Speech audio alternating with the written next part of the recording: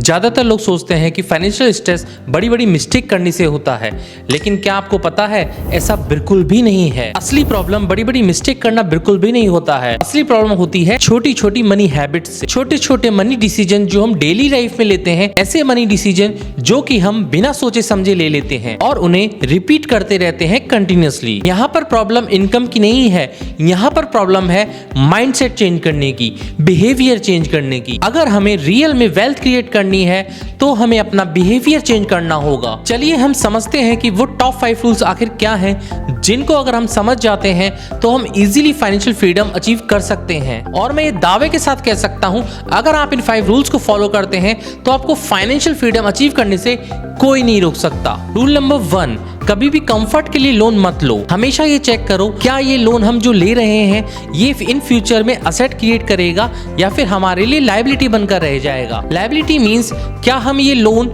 वाकई हमें जरूरत है या फिर हमें सिर्फ लाइफस्टाइल या फिर शो ऑफ के लिए हम लोन ले रहे हैं। आजकल बच्चे ईएमआई पर आईफोन ले रहे हैं, कोई भी ईएमआई पर बाइक उठा ले रहा है, जबकि वो उस ईएमआई को भरने के कैपेबल भी नहीं है। फिर भी कुछ डाउन पेमेंट करके आपको लोन इजीली अवेलेबल हो जाता है, इसलिए आप ले लेते हैं और यहीं से स्टार्ट होती है आपकी डेट ट्रैप की कहानी। रूल नंबर 2, क्रेडिट कार्ड जितनी आसानी से मिल जाता है उतना ही मुश्किल है उसके इंटरेस्ट को पे ऑफ करना। क्रेडिट कार्ड को आप एज ए टूल यूज कीजिए, रिवार्ड पॉइंट्स को यूज कीजिए, मूवी फ्री टिकट्स को यूज कीजिए, 25% ऑफ को यूज कीजिए, लेकिन क्रेडिट कार्ड को कभी भी एडवांस मनी मत समझिए, क्योंकि क्रेडिट कार्ड का इंटरेस्ट जब कंपाउंड करता है इसे पे ऑफ करना काफी टफ होता है किसी भी इंसान के लिए। और ज्यादातर लोग डेट ट्रैप में इसीलिए फंसते हैं क्योंकि वो क्रेडिट कार्ड का बिल नहीं पे कर पाते हैं और क्रेडिट कार्ड ही एक लास्ट ऑप्शन रहता है, क्योंकि जब आपको पर्सनल लोन्स, कंज्यूमर लोन्स मिलना बंद हो जाते हैं तो क्रेडिट कार्ड ही एक ऐसा अनसिक्योर लोन है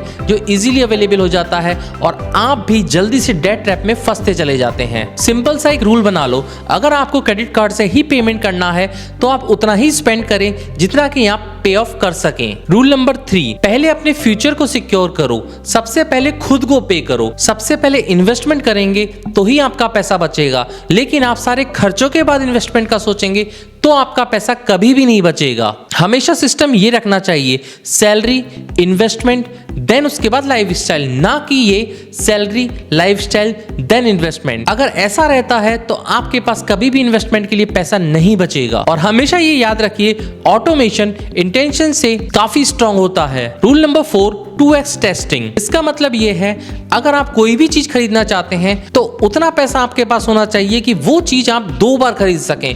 फॉर एग्जाम्पल, मान लीजिए आपको आईफोन 17 खरीदना है। आईफोन 17 का बेस मॉडल का प्राइस है लगभग 80 से 85,000 के बीच में। अगर आपके पास 1,60,000 से 1,70,000 तक रुपीस हैं तो आप उस आईफोन को खरीद सकते हैं या फिर आप उसके लिए कैपेबल हैं।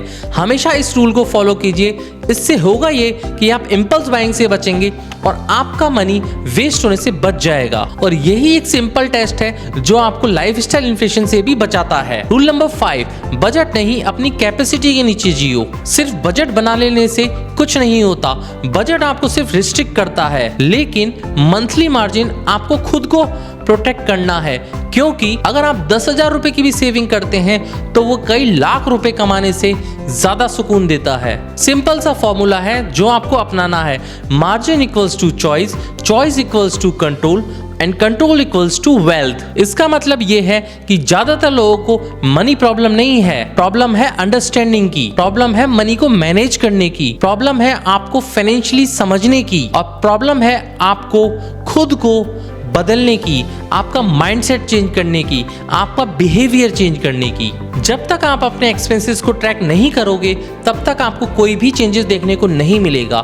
ज़्यादा कुछ नहीं करना है, मंथ में सिर्फ 20 मिनट लेके बैठना है और आपको आपके इनकम और एक्सपेंसेस की एक लिस्ट बना लेनी है।